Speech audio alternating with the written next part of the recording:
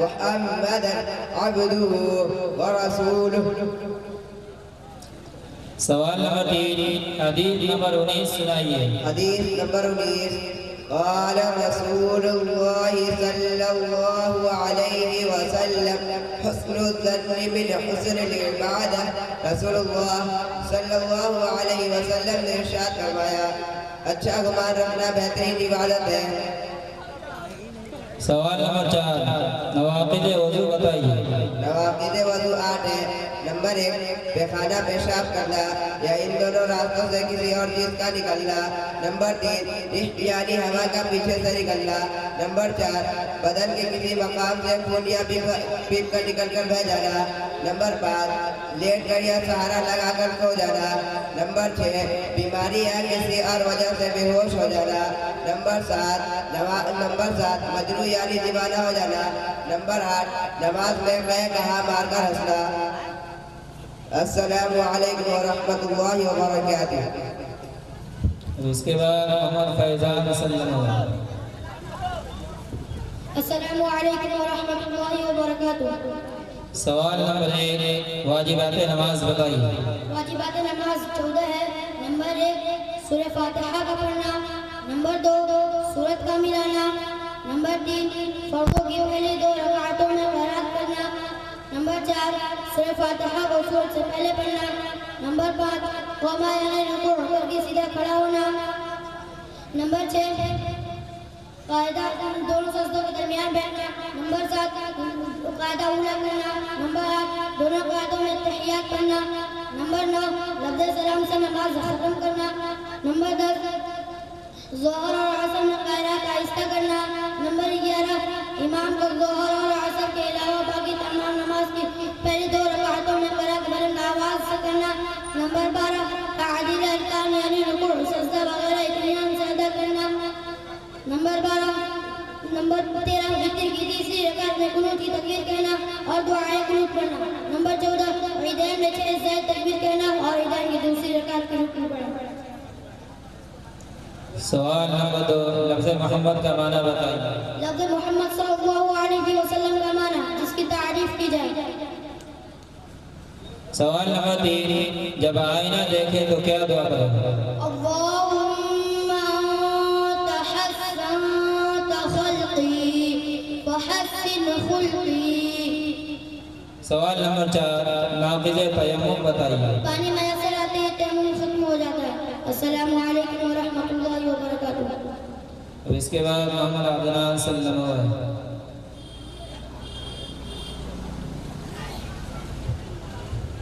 السلام علیکم ورحمۃ اللہ وبرکاتہ. سوال نمبر 1 حدیث نمبر 24 سنائیے. بسم اللہ الرحمن الرحیم. حدیث نمبر 24. قال رسول اللہ صلی اللہ علیہ وسلم المرء مع من احب. رسول اللہ صلی اللہ علیہ وسلم نے ارشاد فرمایا جس سے مشورہ لیا جائے اسے امانتدار ہونا چاہیے. سوال نمبر 2 دعائے مغفرہ سنائیے. اللهم إني ظلمت نفسي ظلما كثيرا ولا يغفر الذنوب إلا أنت فاغفر لي مغفرة من عندك وارحمني إنك أنت الغفور الرحيم. سوال نمبر 3 میت اگر بالغ ہو تو نماز جنازہ کی تیسری تکبیر میں کیا پڑھیں گے بتائیے. اللهم اغفر لحينا وميتنا وشاهدنا وغائبنا وصغيرنا وكبيرنا وذكرنا وأنثانا. اللهم من أحييته منا فأحيي على الإسلام ومن توفيته منا فتوفه على الإيمان. سوال نمبر 4 افطار کرنے کی دعا سنائیے. اللهم إني لك صمت وعلى رزقك أفطرت. السلام عليكم ورحمة الله وبركاته. اب اس کے بعد محمد سہیل صلی اللہ علیہ وسلم. السلام علیکم ورحمۃ اللہ وبرکاتہ. سوال نمبر 1 غسل کرنے کا طریقہ بتائیے۔ بسم اللہ الرحمن الرحیم۔ غسل کرنے کا طریقہ: پہلے دونوں ہاتھ 3 مرتبہ دھو، پھر بدن پر کسی جگہ ناپاکی لگی ہو تو اس کو 3 مرتبہ پاک کرو، پھر چھوٹا بڑا دونوں استنجا کرو، خواہ ضرورت ہو یا نہ ہو۔ اس کے بعد مصنون طریقہ پر وضو کرو۔ اگر نہانے کا پانی قدموں تلے جمع ہو رہا ہو تو پیروں کو نہ دھو، ورنہ اسی وقت دھو ڈالنا بھی جائز ہے۔ اب پانی اول سر پر ڈالو، پھر دائیں کندھے پر، پھر بائیں کندھے پر۔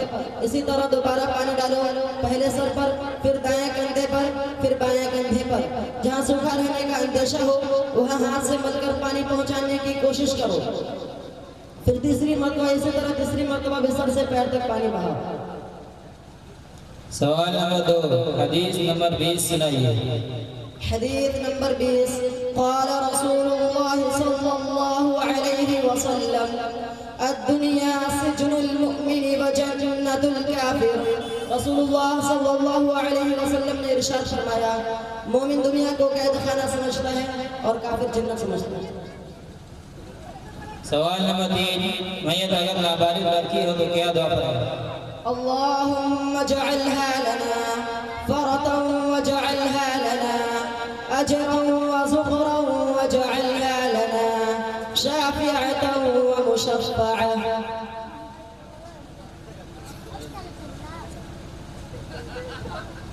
اب اس کے بعد محمد ارشد صلی اللہ علیہ وسلم۔ السلام علیکم ورحمۃ اللہ وبرکاتہ۔ سوال نمبر 1 آپ صلی اللہ علیہ وسلم کی کل عمر شریف کتنی ہے؟ بسم اللہ الرحمن الرحیم، 63 سال۔ سوال نمبر 2 مقام آبا کہاں ہے؟ مکہ اور مدینہ کے درمیان میں۔ سوال نمبر 3 مسجد سے نکلنے کی دعا سنا۔ اللہم انی اسألک من فضلک۔ السلام علیکم ورحمۃ اللہ وبرکاتہ۔ محمد نبی صلی اللہ علیہ وسلم۔ السلام علیکم ورحمۃ اللہ وبرکاتہ۔ سوال نمبر 1 جب کشتی پر بیٹھ جائے تو کون سی دعا کرے؟ سبحان الذی سخر لنا هذا وما كنا له مقرنين وإنا إلى ربنا لمنقلبون۔ جب کشتی پر بیٹھ جاتے ہیں کون سی دعا کرے؟ بسم اللہ مجریها ومرساها ان ربی لغفور رحیم۔ سوال نمبر 2 حدیث نمبر 18 سنائیے۔ حدیث نمبر 18: قال رسول اللہ صلی اللہ علیہ وسلم: لیس منا من غشنا۔ رسول اللہ صلی اللہ علیہ وسلم نے ارشاد فرمایا، جو ہم کو دھوکہ دے وہ ہم میں سے نہیں۔ سوال نمبر 3 فرائض تیمم بتائیے۔ فرائض تیمم 3 ہے۔ نمبر 1 تیمم کرنے کی نیت کرنا۔ نمبر 2 زمین پہ ہاتھ مار کر منہ پر مرنا۔ نمبر 3 دوسری مرتبہ زمین پہ ہاتھ مار کر دونوں ہاتھوں پر مرنا کہنے سمیت۔ السلام علیکم ورحمۃ اللہ وبرکاتہ۔ اب اس کے بعد تقریر پیش کرنے کے لیے محمد نبی صلی اللہ علیہ وسلم توحید کے موضوع پر پیش کریں۔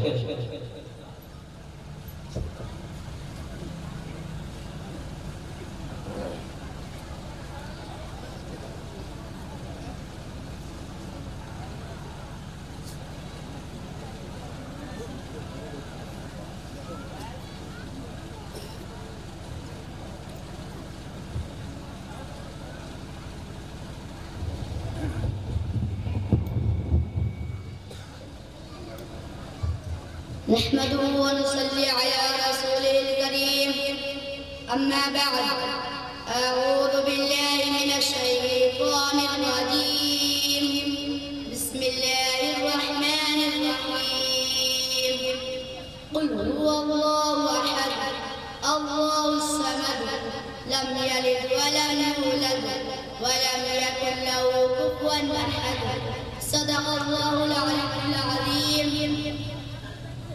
کہے ذات واحد عبادت کے لائق، کہے ذات واحد عبادت کے لائق، زباں اور دل کی شہادت کے لائق، زباں اور دل کی شہادت کے لائق، مبرہ ہے شدت سے اس کی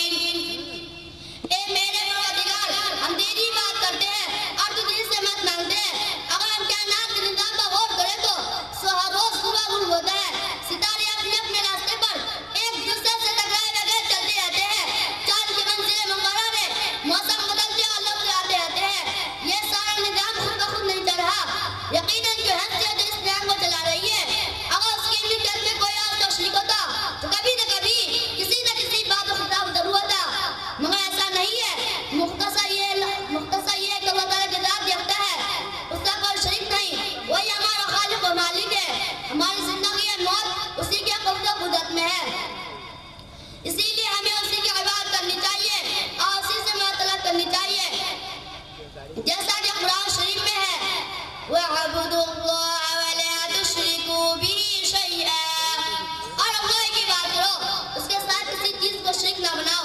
اللہ تعالیٰ اسے حال مت مانگنی چاہیے، اس کے سوا کسی کا در یا خوف انسان اپنے دل میں ہرگز نہ ہونا چاہیے، اس کے احکام کو اس کی مرضی کے مطابق پورا کرنا چاہیے۔ عقیدہ توحید کی وجہ سے مسلمان کے اندر جرأت و بہادری، ہمت و جاوازی، عقل و یقین جیسی صفات پیدا ہوتے ہیں۔ توحید کے ماننے والوں کے اندر اتحاد و اتفاق، اخوات و مساوات جیسی خوبیاں پیدا ہوتی ہیں۔ محترم سامعین کرام، توحید ہی اسلام کی روح ہے۔ دنیا میں جتنے نبی اور رسول آئے سب کا ہی مشن تھا کہ دنیا میں سے اللہ کے عباد ہو، لوگ اللہ کو اپنا خالق و مالک جانے، اللہ کو اپنا حیات ہوا سمجھے۔ دعا ہے کہ اللہ تعالیٰ توحید کی روح ہمارے سینہ میں ڈال دے، توحید کی امانت سینہ میں ہے ہمارے، توحید کی امانت سینہ میں ہے ہمارے، ایسا نہیں مٹانا نام و نشان ہمارا۔ وآخر دعوانا الحمدللہ رب العالمین۔ اب اس کے بعد محمد ظفیر صلی اللہ علیہ وسلم آئے اور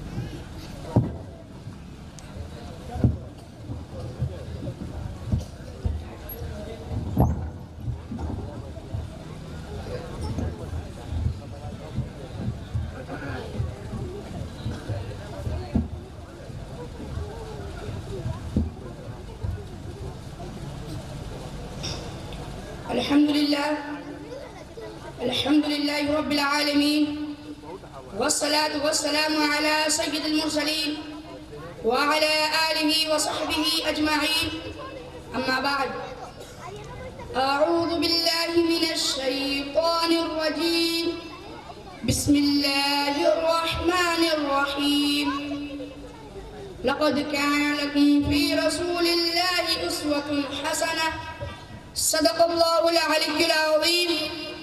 جناب صدر اور میرے عزیز ساتھیوں، السلام علیکم ورحمۃ اللہ وبرکاتہ۔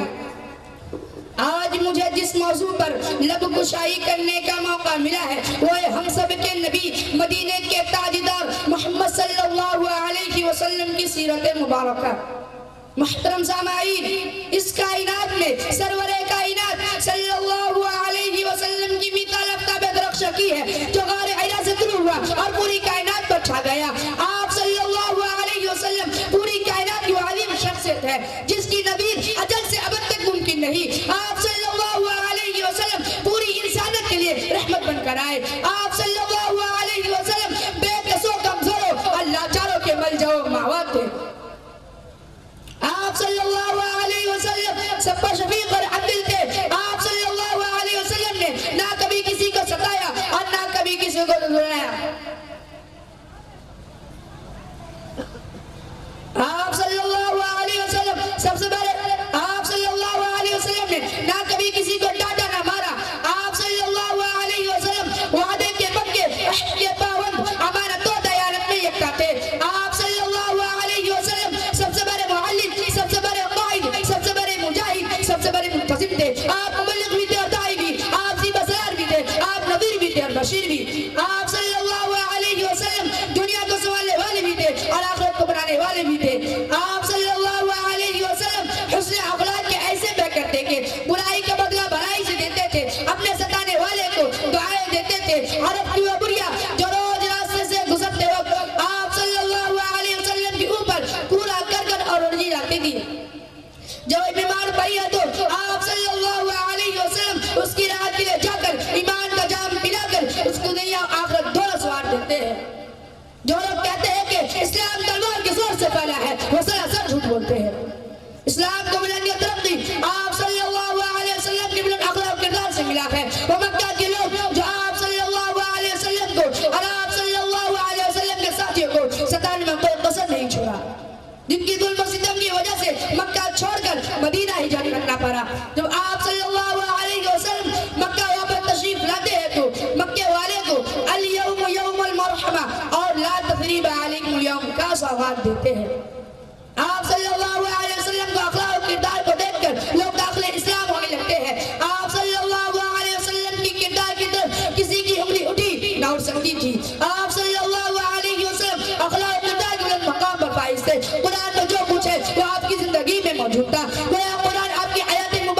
शक्ल में मुजस्सम हो चुका था।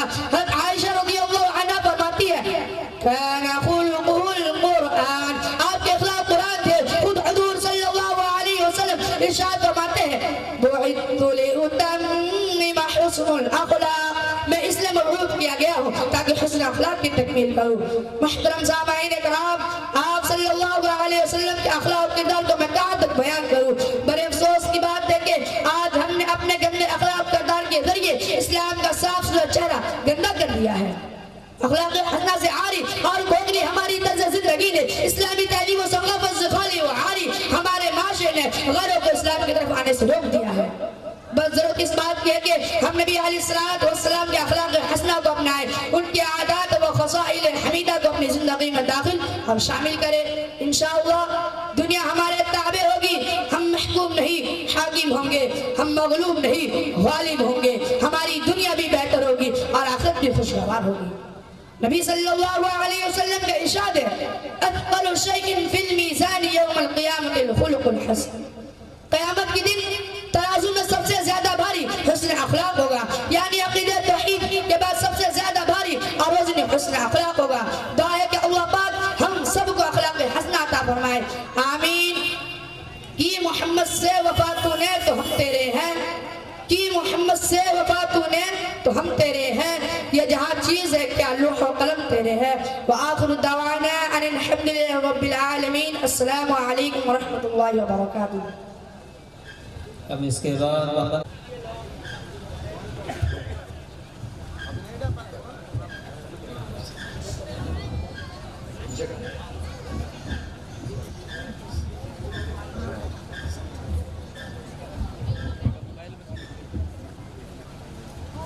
अस्सलामु अलैकुम व रहमतुल्लाहि व बरकातुहू। अल्हम्दुलिल्लाहि रब्बिल आलमीन वस्सलातु वस्सलामु अला रसूलिहिल करीम। अम्मा बाद, क़ाल अल्लाहु तआला फिल क़ुरआनिल मजीद वल फ़ुरक़ानिल हमीद अऊज़ु बिल्लाहि मिनश शैतानिर रजीम बिस्मिल्लाहिर रहमानिर रहीम।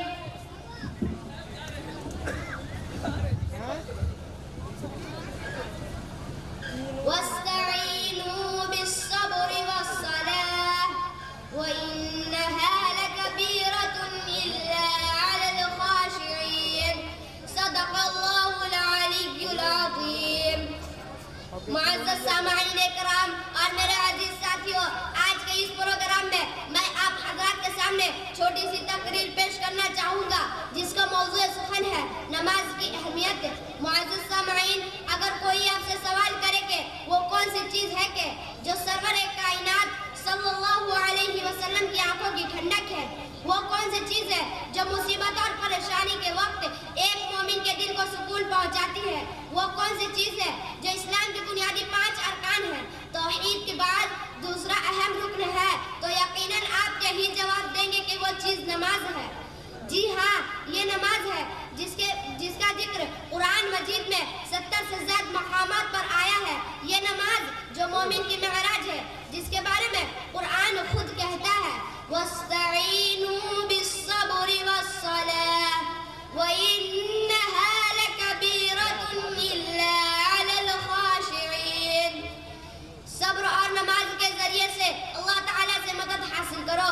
मोहतरम सामाईन इकराम, ये नमाज ही है जिसके बारे में अल्लाह के रसूल सल्लल्लाहु अलैहि वसल्लम का इरशाद है आदमी और शिर्क व कुफ्र के दरमियान फर्क करने वाली इबादत नमाज है। ये नमाज है जिसके बारे में अम्मा आयशा रज़ियल्लाहु अन्हा का फरमान है कि जब अल्लाह के रसूल सल्लल्लाहु अलैहि वसल्लम को कोई परेशानी लाहिक हो जाती तो आप सल्लल्लाहु अलैहि वसल्लम नमाज में मशगूल हो जाते। मेरे प्यारे भाइयों और बहनों, किस कदर का अफसोस का मकाम है, दीन का इतना अहम सुतून कुफ्र इस्लाम में फर्क करने वाली इबादत, आज हम इससे गाफिल हैं। अपने आप को मुसलमान कहने के बावजूद हम नमाज से बहुत दूर हैं।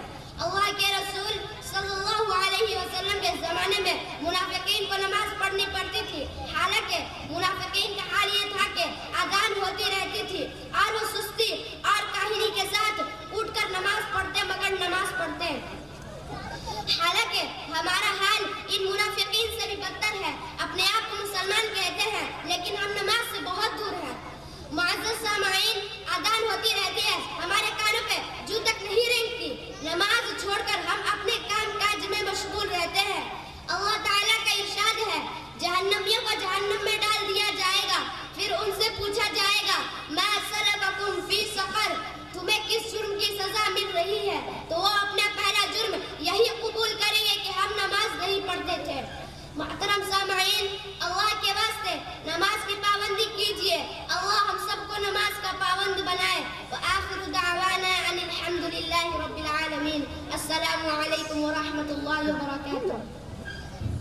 اب اس کے بعد محمد زید والدین کے درجہ کے اوپر بیان ہے۔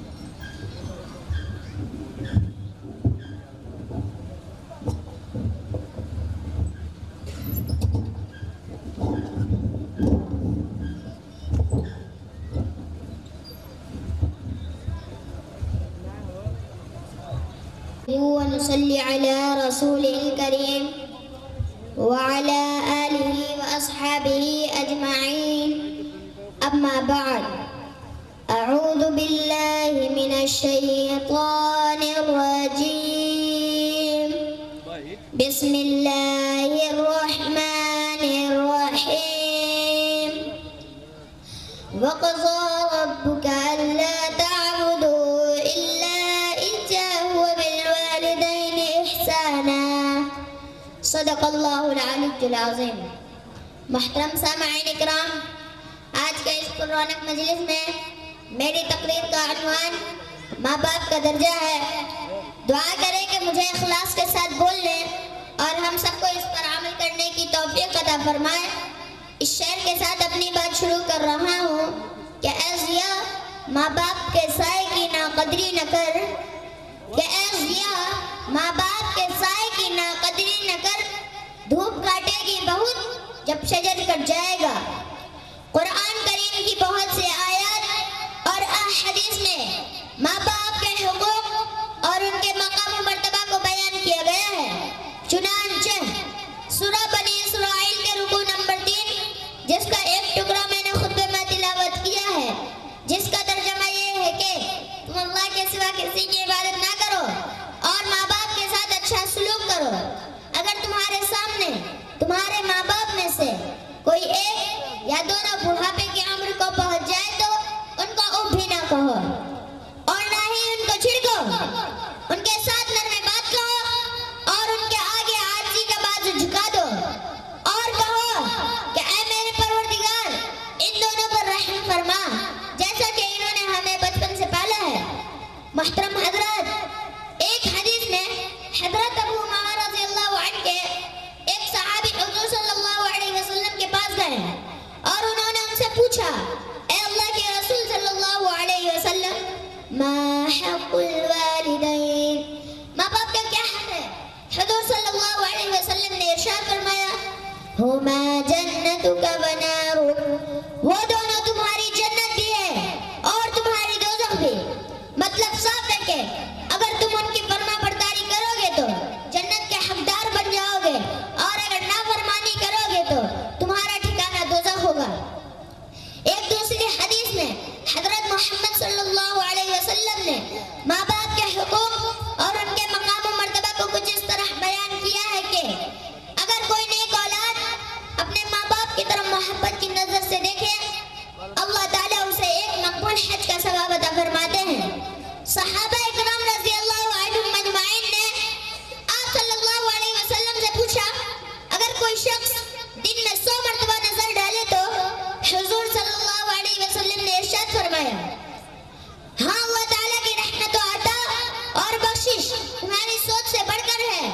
محترم حضرات، غور کرنے کا مقام ہے کہ ماں باپ کو محبت کی نظر سے دیکھنا کتنا بڑا ثواب ہے۔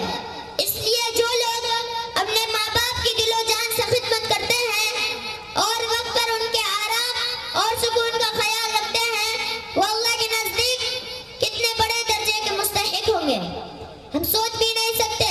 اسی لیے ہر شخص پر فرض ہے کہ وہ اپنے ماں باپ کی دیکھ ریکھ کرے اور ان کو خوش رکھنے کی کوشش کرے، کیونکہ حضور صلی اللہ علیہ وسلم نے ارشاد فرمایا، رضا الرب فی رضا الوالد وسخط الرب فی سخط الوالد۔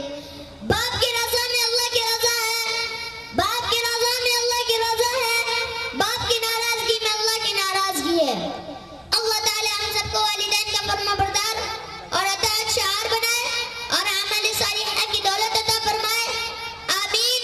وآخر الدعوانا ان الحمد للہ رب العالمین۔ اب اس کے بعد محمد عدنان صلی اللہ علیہ مسلمانوں کی تباہی کا ایک راز کے اوپر بیان ہے۔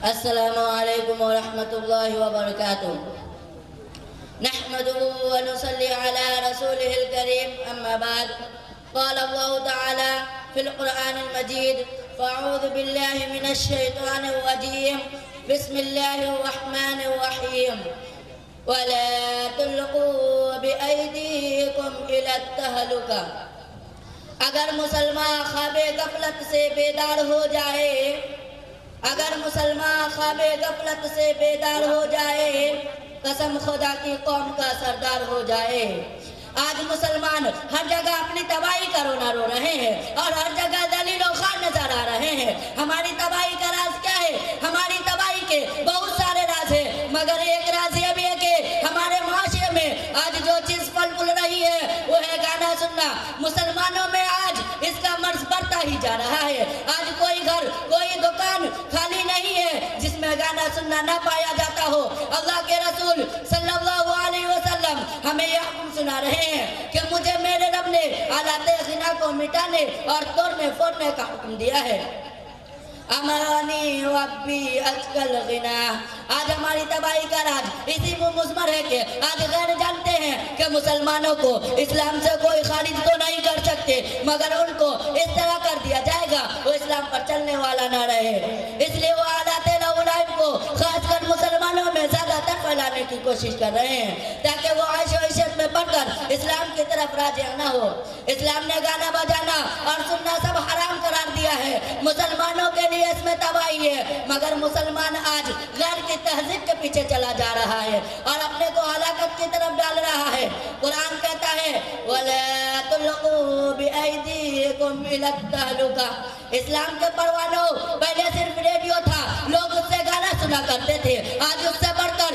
ٹی وی اور موبائل آ گیا ہے جو معاشرے کی تباہی میں بڑا اثر رکھتا ہے ہر گھر ٹی وی اور ہر ہاتھ موبائل سے بھرا ہوا ہے خدا نے اگر تجھے مال دیا ہے اور ضرورت سے زیادہ ہے تو خدا کی راہ میں خرچ کرو غربا کی امداد کرو اور اپنی ضرورت کی اشیاء خریدو اور اپنا معاشرہ اور اپنے گھر آباد کرو اس ٹی وی اور موبائل کو خرید کر اپنے گھر اور اپنے معاشرے کو کیوں تباہ کر رہے ہو گھر میں ٹی وی اور ہاتھوں میں موبائل چل رہا ہے گھر کا ہر فرد ایک ساتھ اس کی اوڑیا تصویر کو دیکھتا ہے یہ ٹی وی اور موبائل بہت سی خرابیوں کی جڑ ہے زنا کا اس سے رواج ہوتا ہے اولاد والدین کی نافرمان ہو جاتی ہے گھر میں برکت نہیں رہتی اور مصائب کا نزول ہوتا ہے برائیاں بے حیائیاں فحشکاریاں یہ ساری چیزیں اس سے پروان چڑھتی ہے آج لوگ شکایت کرتے ہیں کہ اولاد کہنا نہیں مانتی تم نے خود پرورش اس کی ایسے انداز میں کی ہے پھر شکایت کیا فائدہ رکھتی ہے اسے پہلے ہی سے اسلام کی طرف پھیرو اور دین کی باتیں بتاؤ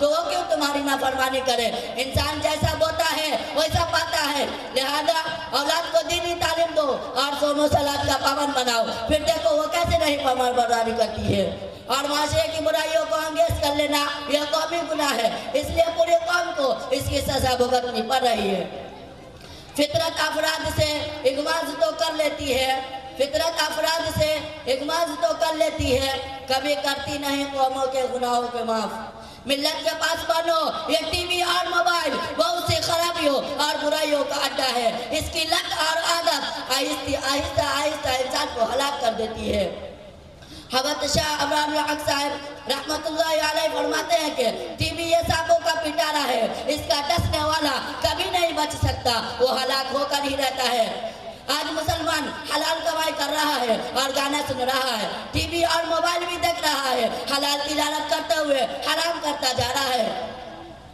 مسلمانوں جاگو اور نماز قائم کرو اور احکامات خداوندی پر عمل کرو اللہ تعالی ہمیں اصلاح معاشرہ اور اعمال صالحہ کی فکر نصیب عطا فرمائے آمین یہ شہادت گاہ الفت میں قدم رکھنا ہے یہ شہادت گاہ الفت میں قدم رکھنا ہے لوگ آسان سمجھتے ہیں مسلمان ہونا وما علینا الا البلاغ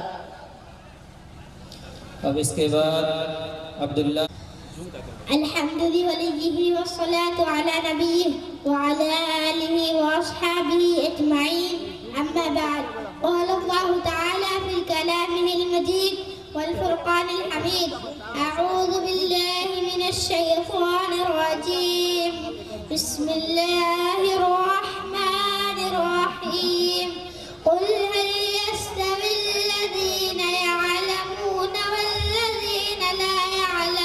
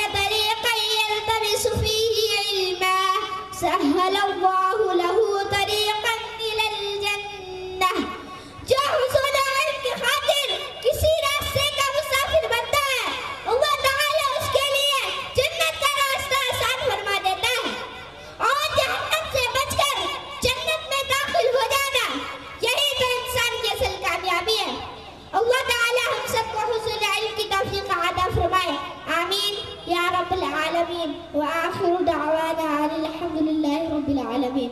السلام عليكم ورحمة الله وبركاته.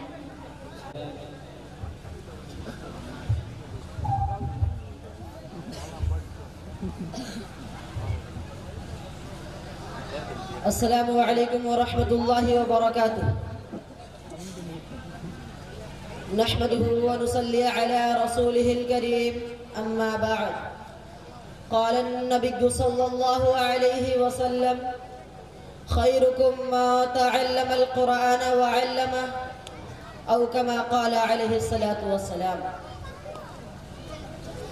ہمیں دنیا سے کیا مطلب، مدرسہ ہے وطن اپنا.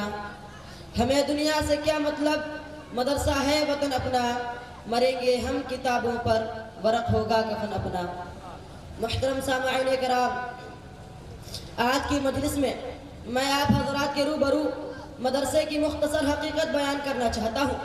امید ہے کہ بغور سماعت فرمائیں گے. مدرسہ ایک بہت بڑی نعمت ہے.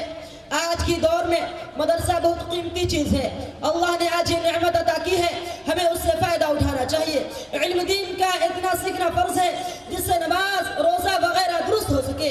علم دین کی تعلیم اسی مدرسے میں ہوتی ہے. یہ مدرسہ ماں کی گود کی طرح ہے.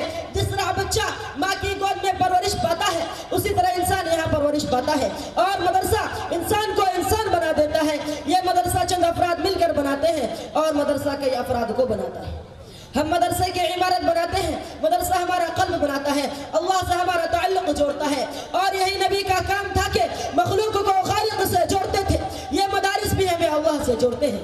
جس طرح نبی مخلوق کو خالق سے جوڑتے تھے اسی طرح یہ مدرسے ہم کو اللہ سے جوڑتے ہیں. لہذا ان مدرسوں کو نہ کوئی طاقت ہلا سکتی ہے اور نہ کوئی ان مدرسوں کو توڑ سکتا ہے. محترم بزرگوں، یہی وجہ ہے کہ آج مدارس کا جال ہر اطراف و اقدام میں پھیلا ہوا ہے، جبکہ حکومت کوشش کر رہی ہے. لیکن ان اداروں کا نظام ایسے ذات عالی کے قبضہ میں ہے کہ جس کو نہ کوئی بگاڑ سکا اور نہ کوئی بگاڑ سکے گا انشاءاللہ تعالی. اب اس کے متعلقین کے بارے میں سرور دو عالم صلی اللہ علیہ وسلم کے زبان سے سنے. حضرت انس رضی اللہ عنہ حضور صلی اللہ علیہ وسلم کا ارشاد نقل فرماتے ہیں کہ اگر تم دنیا میں ان لوگوں کو دیکھنا چاہتے ہو جن کو اللہ نے جہنم کے آگ سے آزاد کر دیا تو طلبہ علم دین کو دیکھو. باخدا جو طالب علم صرف علم حاصل کرنے کی نیت سے کسی عالم کے دروازے پر جاتا ہے تو اس کو ہر حرف اور ہر قدم پر 1 سال کی عبادت کا ثواب ملتا ہے. اور اس کے لیے جنت میں ایک شہر بنا دیا جاتا ہے. جہاں جہاں اس کے قدم پڑتی ہے وہ زمین اس کے لیے استغفار کرتی ہے. صبح و شام فرشتے اس کی مغفرت کا اعلان اس طرح کرتے ہیں: هؤلاء اتقاء الله من النار. یہ ہے جن کو اللہ نے جہنم کے آگے سے آزاد کر دیا. اس سے مراد وہی لوگ ہیں جو علم دین حاصل کرتے ہیں، مدرسے میں رہتے ہیں. ظاہر سی بات ہے جب طلباء کرام کا اتنا بلند مقام ہے تو ان لوگوں کی کیا شان ہوگی جو طلباء پر خرچ کرتے ہیں، مدرسے میں امداد دیتے ہیں. ان کے روپے پیسوں سے جو عمارتیں بنائی جاتی ہیں تو آخرت میں اللہ تعالیٰ ان کو کتنا بڑا اجر دے گا. میرے دوستو، مدرسہ کیا ہے؟ مدرسے میں قرآن ہے جو اللہ کی کتاب ہے، انقلابی کتاب ہے جس نے دنیا کی کایا پلٹ دی، ہلچل مچا دی. سب سے پہلے قرآن نے آ کر یہ کیا کہ جو بندے خدا سے ٹوٹ چکے تھے انہیں خدا سے جوڑا اور فرمایا کہ تم تعلق کو توڑتے ہو لیکن خدا نہیں توڑتا. چنانچہ اگر خالق کا مخلوق سے تعلق نہ ہوتا تو قرآن نہ بھیجتا. قرآن نے بھٹکے ہوئے لوگوں کو راہ دکھایا، زمانے کو خیر القرون بنا دیا. قرآن قیامت تک آنے والوں کے لیے مشغل راہ بن گیا. قرآن کریم کا کتنا بڑا احسان ہے کہ جو حضور صلی اللہ علیہ وسلم کو محمد بن عبداللہ سے محمد الرسول اللہ بنا دیا، خاتم النبیین بنا دیا. بہرحال ادارہ کا مدار طالب علم اور مدرس پر ہے. تعمیر سے اونچائی نہیں آتی. اس ادارہ کا رشتہ اصحاب صفہ سے چلا ہوا ہے جس کے معلم سرور دو عالم صلی اللہ علیہ وسلم تھے اور جس کے طالب علم حضرت ابو بکر صدیق رضی اللہ عنہ، حضرت فاروق اعظم رضی اللہ عنہ جیسے تھے. ہم یہ فخر سے کہہ سکتے ہیں کہ اولئک آبائی فجئنی بمثلہم. کیا کوئی یونیورسٹی سے فارغ ہونے والا اس طرح کا فخر کر سکتا ہے؟ یہ وہی دینی ادارہ تھا جہاں جبرائیل علیہ السلام خود طالب علم بن کر استغفار کے لیے آئے تھے اور کہتے تھے کہ ایمان اور احسان کیا چیز ہے، قیامت کب آئے گی؟ تو اسی مرکز میں طالب علم بن کر جبرائیل علیہ السلام بھی رہے. ایسا نہ کوئی پیش کر سکا اور نہ کر سکے گا. میرے دوستو، مدرسے کی قدر کرو. تم نہ کرو گے تو خدا دوسرے کو پیدا کر دے گا. حضور صلی اللہ علیہ وسلم کے زمانے سے مدرسے چلے اور چلے چلے آ رہے ہیں۔ حضور صلی اللہ علیہ وسلم کا توجہ اور دعا ساتھ ہے۔ ادارہ نہیں مٹ سکتا، جس کا تعلق ادارہ سے ہے وہ بھی نہیں مٹ سکتا، لہذا اس کی قدر کرے اور اس سے اپنے تعلق جوڑے۔ اللہ تعالی ہمیں دینی اداروں کی قدر دانی کرنے کی توفیق عطا فرمائے، آمین۔ وآخر دعوانا ان الحمد للہ رب العالمین۔ السلام علیکم ورحمۃ اللہ وبرکاتہ۔ اب اس کے بعد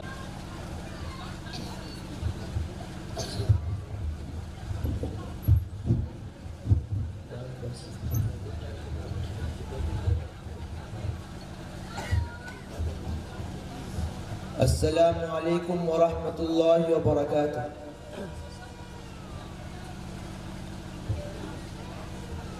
وہ شہر محبت جہاں مصطفیٰ ہے، وہیں گھر بنانے کو دل چاہتا ہے۔ وہ شہر محبت جہاں مصطفیٰ ہے، وہیں گھر بنانے کو دل چاہتا ہے۔ وہ سونے سے کنکر، وہ چاندی سی مٹی، نظر میں بسانے کو دل چاہتا ہے۔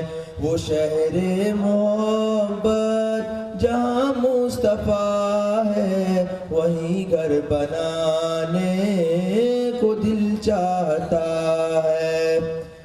جہاد محبت کی آواز گونجی، کہاں حنظلہ نے یہ دلہن سے اپنی۔ جہاد محبت کی آواز گونجی، کہاں حنظلہ نے یہ دلہن سے اپنی۔ اجازت اگر ہو تو جام شہادت لبوں سے لگانے کو دل چاہتا ہے۔ وہ شہر محبت جہاں مصطفیٰ ہے، وہیں گھر بنانے کو دل چاہتا ہے۔ جو پوچھا نبی نے کہ کچھ گھر پہ چھوڑا، تو صدیق اکبر کے ہونٹوں پہ آیا۔ جو پوچھا نبی نے کہ کچھ گھر پہ چھوڑا، تو صدیق اکبر کے ہونٹوں پہ آیا۔ وہاں مال و دولت کی کیا ہے حقیقت، جہاں دل لٹانے کو دل چاہتا ہے۔ وہ شہر محبت جہاں مصطفیٰ ہے، وہیں گھر بنانے کو دل چاہتا ہے۔ ستاروں سے یہ چاند کہتا ہے ہر دم، تمہیں کیا بتائیں وہ ٹکڑوں کا عالم۔ ستاروں سے یہ چاند کہتا ہے ہر دم، تمہیں کیا بتائیں وہ ٹکڑوں کا عالم۔ اشارے میں آقا کہ اتنا مزہ تھا کہ پھر ٹوٹ جانے کو دل چاہتا ہے۔ وہ شہر محبت جہاں مصطفیٰ ہے، وہیں گھر بنانے کو دل چاہتا ہے۔ وَنَنَّاسَ اصغر، وہ ایڑی رگڑ کر یہی کہہ رہا تھا وہ خیمے میں رو کر۔ وَنَنَّاسَ اصغر، وہ ایڑی رگڑ کر یہی کہہ رہا تھا وہ خیمے میں رو کر۔ اے بابا میں پانی کا پیاسا نہیں ہوں، میرا سر کٹانے کو دل چاہتا ہے۔ وہ شہر محبت جہاں مصطفیٰ ہے، وہیں گھر حالت تو طاہر عمر مصطفیٰ سے یہ بولے۔ جو دیکھا دیکھا ہے روئے جمال رسالت تو طاہر عمر مصطفیٰ سے یہ بولے بڑی آپ سے دشمنی تھی مگر اب غلامی میں آنے کو دل چاہتا ہے وہ شہر محبت جہاں مصطفیٰ ہے وہیں گھر بنانے کو دل چاہتا ہے وہ سونے سے کنکر وہ چاندی سی مٹی نظر میں بسانے کو دل چاہتا ہے وہ شہر محبت جہاں مصطفیٰ ہے وہیں گھر بنانے کو دل چاہتا ہے وہ شہر محبت جہاں مصطفیٰ ہے وہیں گھر بنانے کو دل چاہتا ہے۔ السلام علیکم ورحمۃ اللہ وبرکاتہ۔ نحمده ونصلي على رسوله الكريم أما بعد أعوذ بالله من الشيطان الرجيم بسم الله الرحمن الرحيم يا أيها النبي قل لأزواجك وبناتك ونساء المؤمنين يدنين عليهن من جلابيبهن ذلك أدنى أن يعرفن فلا يؤذين۔ اس آیت میں اللہ تعالیٰ نے صدق اللہ العظیم۔ معزز سامعین، حجاب کا معنی پردہ کرنے کے ہیں۔ حجاب سے مراد یہ ہے کہ عورت اپنے جسم کو مکمل ڈھانکے اور نامحرم کے سامنے بے پردہ ہو کر نہ جائے۔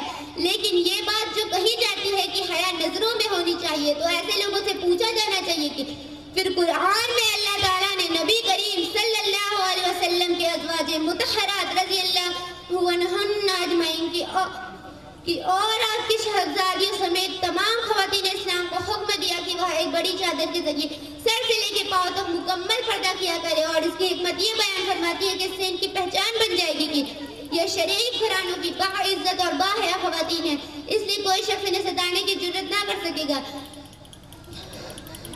اس حدیث سے اس آیت سے معلوم ہوا کہ پردہ کرنا شرافت اور حیا کی علامت ہے، بے پردگی بے حیائی کی علامت ہے۔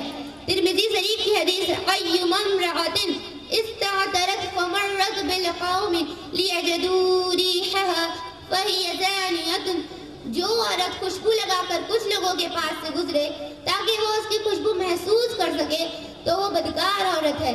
اس حدیث سے معلوم ہوا کہ بناؤ سنگار کو ظاہر کرتے ہوئے بے پردہ ہو کر گھروں سے باہر نکلنا کبیرہ گناہ ہے۔ محترم سامعین، خواتین اسلام پر اپنے پورے جسم کا پردہ کرنا فرض ہے، جس کی فضیلت کے دلائل قرآن و حدیث میں بھی موجود ہے۔ اس لیے پردے اور حجاب کو رجعت پسندی اور دقیانوسی سوچ کہنا بہت بڑی غلط فہمی، ناسمجھی اور شریعت کے احکام سے روگردانی کی بات ہے۔ محترم سامعین، غور کرنے کا مقام ہے، جب اللہ تعالیٰ کی طرف سے پردہ کرنے کا حکم آیا تو کائنات کی سب سے بہترین عورتوں نے کائنات کے سب سے بہترین مردوں سے پردہ کیا ہے۔ کسی اللہ والے نے کہا ہے کہ اے عورتوں، اپنے پردے اور حجاب پر ناز کیا کرو، کیونکہ کتابیں تو بہت ہیں لیکن غلاف صرف قرآن پہ ہوتا ہے۔ ایک ان پڑھ عورت جو با پردہ اور با حیا ہو، اس PhD ڈگری یافتہ عورت سے بہتر ہے کہ جس کے پاس ڈگری تو ہے لیکن پردہ اور حیا نہیں۔ حضرت خدیجہ رضی اللہ عنہا نے فرمایا، عورت کے لیے سب سے بہترین زیور پردہ ہے، اور پردہ دار عورتیں جنت میں میری بیٹی حضرت فاطمہ رضی اللہ عنہا کے ساتھ ہوں گی۔ اللہ تعالی ہم سب کو شریعت کے احکام کے مطابق زندگی بسر کرنے کی توفیق عطا فرمائے، آمین۔ وآخر دعوانا الحمد للہ رب العالمین۔ السلام علیکم ورحمۃ اللہ وبرکاتہ۔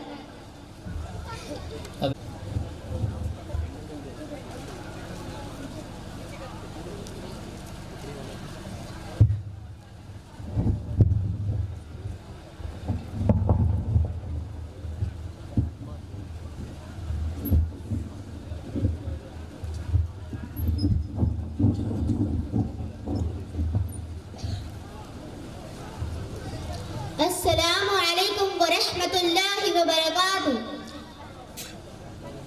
الحمد لله وحده والصلاة والسلام على من لا نبي بعده. أما بعد، قال النبي صلى الله عليه وسلم: لكل شيء علم وعلم ایمان الصلاة. محترم سامعین، ابھی آپ حضرات کے سامنے جو مختصر سی حدیث پڑھی ہے اس کا ترجمہ یہ ہے کہ سرکار دو عالم صلی اللہ علیہ وسلم ارشاد فرماتے ہیں کہ ہر چیز کا ایک نشان ہوتا ہے اور ایمان کا نشان نماز ہے. محترم سامعین، دنیا میں طرح طرح کے لوگ ہیں، قسم قسم کی پارٹیاں ہیں. کوئی عربی ہے تو کوئی ایرانی ہے، کوئی فرانسیسی ہے تو کوئی جاپانی ہے، کوئی ہندوستانی ہے تو کوئی پاکستانی ہے. اسی طرح ہمارے ملک میں مختلف پارٹیاں ہیں. کسی پارٹی کا نام کانگریس ہے تو کسی کا نام کمیونسٹ، کسی کا نام بی جے پی ہے تو کسی کا نام RJD. ان تمام پارٹیوں اور قوموں میں آپ جیسے کھاتے پیتے انسان شامل ہیں، مگر ان کی الگ الگ نشانیاں ہیں.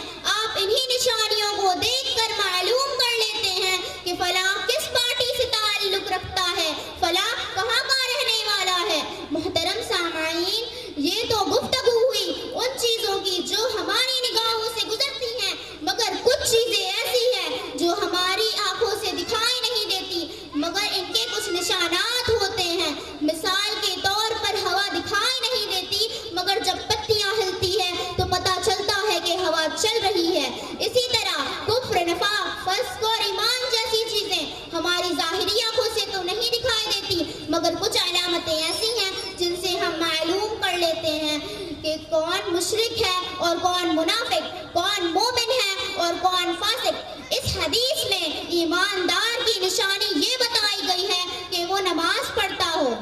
محترم سامعین، روزہ چند مخصوص دن کے لیے ہے، حج و زکوٰۃ دولت مندوں کے لیے ہے، لیکن نماز ایک ایسی عبادت ہے جو سال کے ہر دن میں ہے، چاہے امیر ہو یا غریب، دولت مند ہو یا فقیر، جاہل ہو یا عالم، نماز سب پر فرض ہے. خلاصہ حدیث یہ ہے کہ نماز مومن کی پہچان ہے، اس کی شناخت ہے. یعنی جس کی زندگی میں نماز ہوگی اس کی شناخت اور پہچان بطور مومن کے ہوگی. رسول اللہ صلی اللہ علیہ وسلم نے ارشاد فرمایا: من ترک الصلاۃ متعمدا فقد کفر. جس نے جان بوجھ کر نماز چھوڑی اس نے کافروں والا عمل کیا.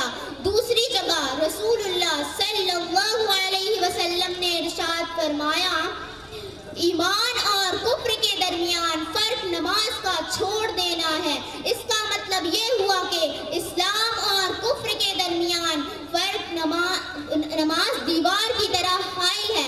نماز کا چھوڑنا مسلمان کو کفر تک پہنچانے والا عمل ہے.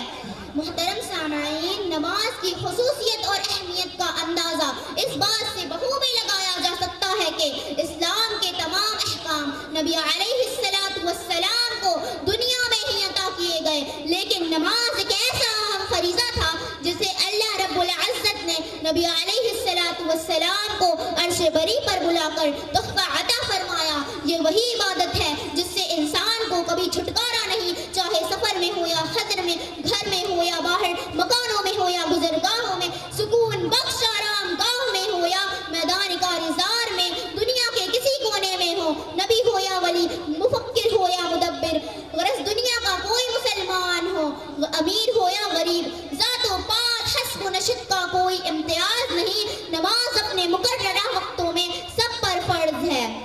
ایک ہی صف میں کھڑے ہو گئے محمود و ایاز، کہ ایک ہی صف میں کھڑے ہو گئے محمود و ایاز، نہ کوئی بندہ رہا نہ کوئی بندہ نواز.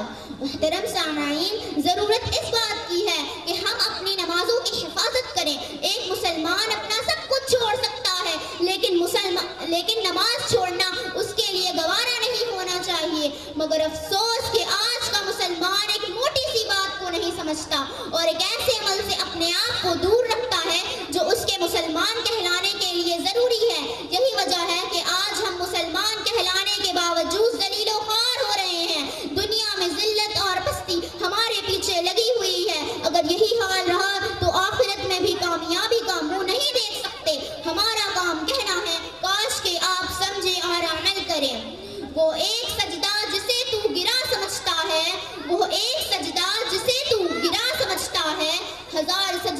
دیتا ہے آدمی کو نجات.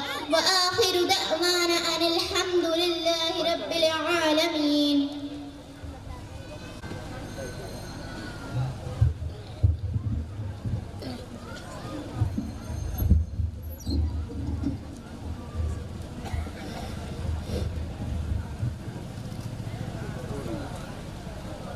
الحمد لله رب العالمين والصلاة والسلام على رسوله الكريم وعلى آله وأصحابه وأزواجه وذرياته وأهل بيته أجمعين. أما بعد، قال الله تعالى في كلامه المجيد: أعوذ بالله من الشيطان الرجيم.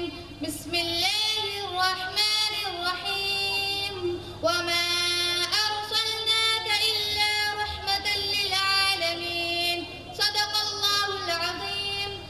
قدم قدم پہ برکتیں، نفس نفس پہ رحمتیں، قدم قدم پہ برکتیں، نفس نفس پہ رحمتیں.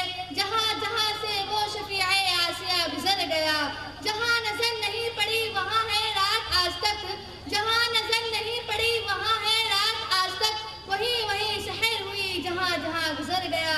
محترم سامعین کرام، السلام علیکم ورحمۃ اللہ وبرکاتہ. دنیا میں ہر طرف اندھیرا ہی اندھیرا تھا، چاند تھا لیکن بے نور تھا، تارے تھے لیکن بجھے بجھے، آفتاب تھا لیکن ڈوبا ڈوبا. سامعین کرام، دل اجڑے اجڑے ہوئے تھے، عقلوں پر پتھر پڑے ہوئے تھے کہ اچانک سے میرے پیارے نبی صلی اللہ علیہ وسلم کی آمد ہوئی، جن کو رحمت للعالمین بنا کر بھیجا گیا. وہ رحمت للعالمین جن کی انگلیوں سے صحراؤں میں چشمے پھوٹتے تھے، وہ رحمت للعالمین جن کی سواری سے بیمار اتنی صحت یاب ہو جاتی ہے، وہ رحمت للعالمین جن پر بادل سایہ کرتا ہے، وہ رحمت للعالمین جن کی برکت سے شوکے سجر سرسبز و شاداب ہو جاتے ہیں، وہ رحمت للعالمین جن کی قربت حضرت علی رضی اللہ عنہ کو شیر خدا بنا دیتی ہے، جن کی نسبت حضرت فاطمہ رضی اللہ عنہا کا خاتون جنت کا درجہ عطا کرتی ہے، وہ رحمت للعالمین جن کے پسینہ سے عطر سے خوشبو کے خزانے فضاؤں کو مہکاتے ہیں، وہ رحمت للعالمین جن کے قیام حق کو سننے کے لیے جنات سے قافلے دربار علی شان میں تشریف لاتے ہیں.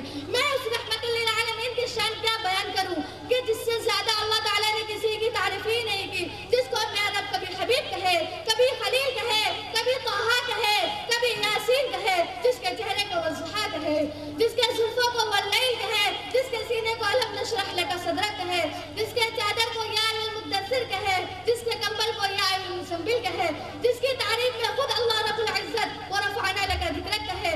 اور کیا کہنے اس وجود کے جو فخر رسول ہے، مولا کل ہے، ہادی سبل ہے، اللہ کا دلبر ہے، کونین کا سرور ہے، ساقی کوثر ہے، شافی محشر ہے، جو حسین ہے، نازنین ہے، مانے جبین ہے، رحمت للعالمین ہے، راحت العاشقین ہے، امام المرسلین ہے، جس کے کردار کی عظمت پر حاسدین کو بھی یقین ہے، جو رہبر ہے، جو رہنما ہے، جو اٹھے تو آسمان کو بلندی مل جائے، جو بیٹھے تو دھرتی کو سکون مل جائے، جو ہنسے تو ستارے چمکنے لگے، جو بولے تو فضا مہکنے لگے، جس کی خوشی سے جنت میں چلنے لگے، جس کے غضب سے جہنم ابلنے لگے، جس کے چہرے کی چمک سے صبح سویرا حاصل کرے، جس کے زلفوں سے رات اندھیروں کو بھیک مانگے،